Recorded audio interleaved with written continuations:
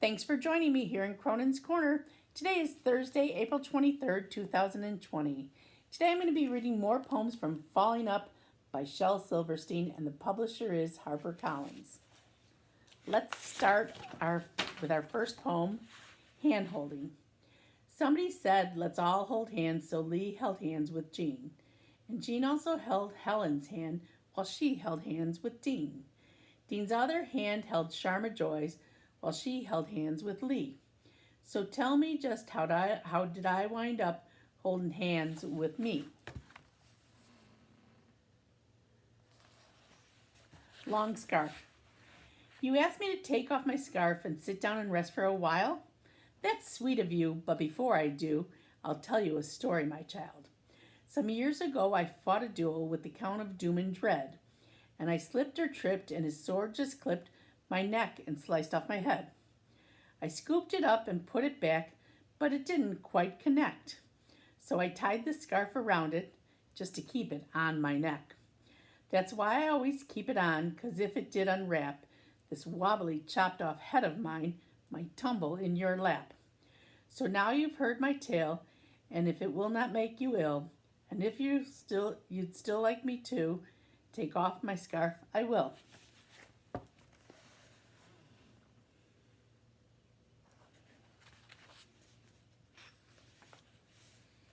Hard to please.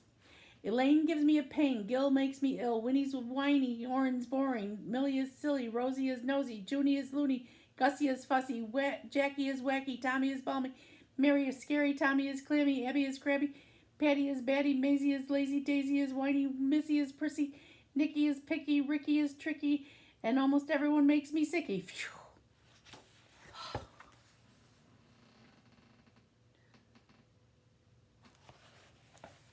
They say I have. They say I have my father's nose, my grandpa's eyes, my mother's hair. Could it be that my behind's the only thing that's really mine?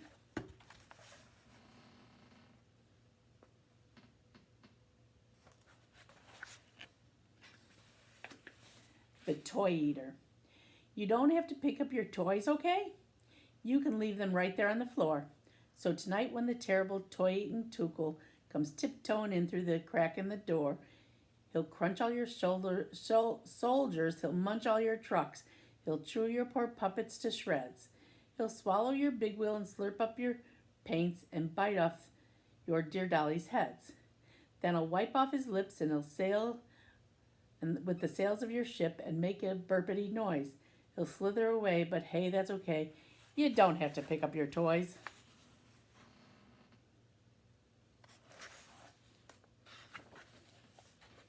Description.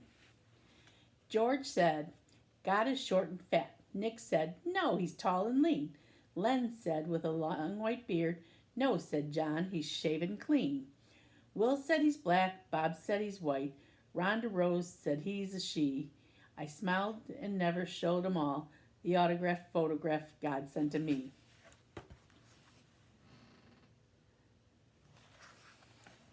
Shoe talk.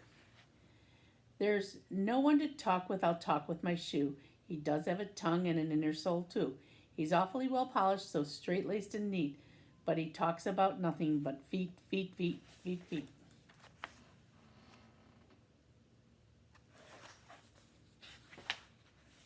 People Zoo. I got grabbed by the elk and the caribou. They tied me up with a vine lasso and whisked me away to Animal Loo, where they locked me up in a people's zoo. Now I'm here in a cage that is small as can be. You can't let wild people just run round free.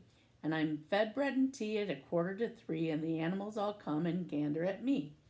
They point and they giggle and sometimes they spit. There's bars on my cage so they won't poke or hit. And they scream do a trick, but I stubbornly sit, not doing nothing but thinking a bit. So if you come visit, just howl, honk, or moo, and try to pretend you're an animal too. 'Cause if you're a person, they'll throw you into cage 2 of the zoo here in Animal Loo.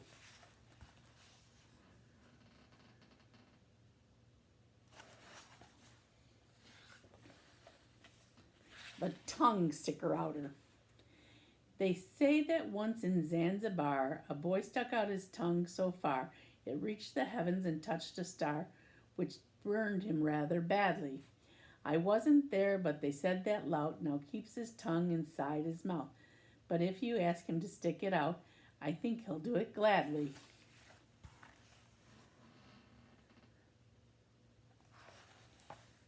Hypnotize. How would you like to get hypnotized? Stare deep, deep, deep into my eyes. Now you're getting drowsy, falling deep, deep, deep, deep, deep, deep asleep. And I have you in my power. Mow the lawn for half an hour. Shine my shoes, trim my hair. Wash out all my underwear. Do my homework, scratch my back. Cook me up a great big stack of pancakes and go wash my plate. Get some nails and fix the gate. Now wake up and open your eyes. Wasn't it fun to be hypnotized?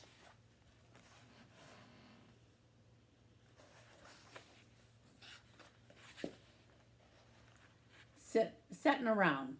Setting around the campfire with a werewolf, a ghoul, and a vampire. I told him the story of Murderin' Mac, and the ghoul ran off screaming and never came back. Sitting around the campfire with the werewolf and the vampire. I told him the tale of Three-Headed Ed, and the werewolf ran home and hid under his bed. Setting around the campfire, just me and that old vampire. I read him the poem of the skeleton bone, and now it's just me sitting here all alone.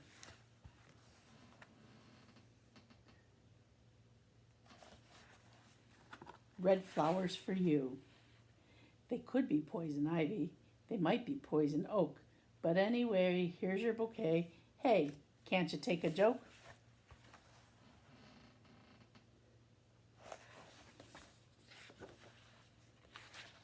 My nose garden. I have roses and roses of noses and noses, and why they all grows I really can't guess. No lilies or roses, just cold catching noses, and when they all blowses, it's really a mess. They runs and they glowses, these sneezity noses, they drips and they flowses, they blooms and they dies. But you can't bring no noses to fine flower showses and really expect them to give you a prize. But each morning I goes to water with hoses these roses of noses that I cannot sell. These red sniffly noses that causes all my woes. Why even the crowses complain that they smell. Why noses not roses? Well, nobody knowses. Why do you suppose they grows as thick? But since there's no roses, come gather some noses. I guarantee each one's a good nose to pick.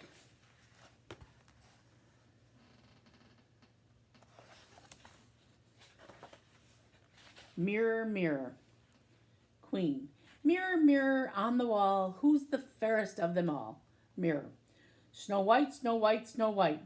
I've told you a million times tonight. Queen. Mirror, mirror on the wall, what would happen if I let you fall? You'd shatter to bits with a clang and a crash. Your glass would be splintered, swept out with the trash. Your frame would be bent, lying there on the floor. Mirror. Hey, go ahead and ask me just once more. Queen. Mirror, mirror on the wall, who's the fairest of them all? Mirror. You, it's true. The fairest of all is you.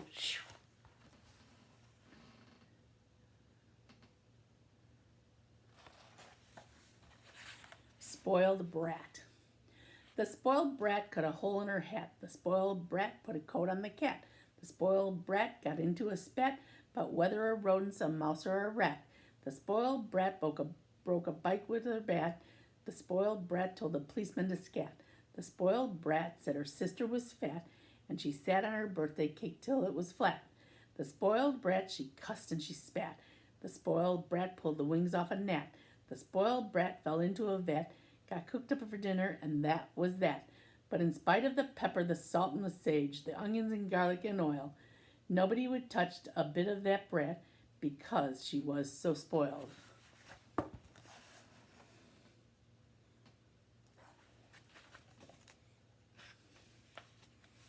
Obedient. Teacher said you don't obey, you fidget and twidget and won't sit down.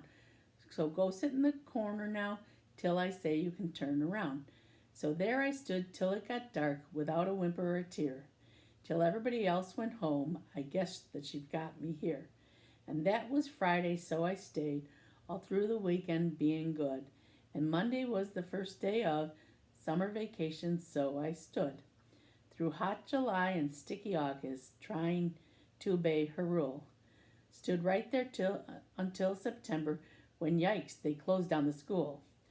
Boarded up the doors and windows, moved to a new one-way across town. So here I've stood for 40 years in dark and dust and creaky sounds, waiting for her to say, turn around. This might not be just what she meant, but me, I'm so obedient.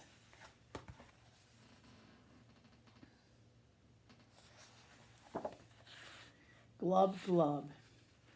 He thought it was the biggest puddle he'd go splashing through. Turns out it was the smallest lake and the deepest too.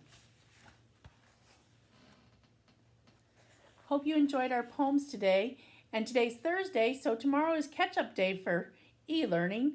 And we will see you on Monday. Thanks for visiting us. Bye. Stay safe.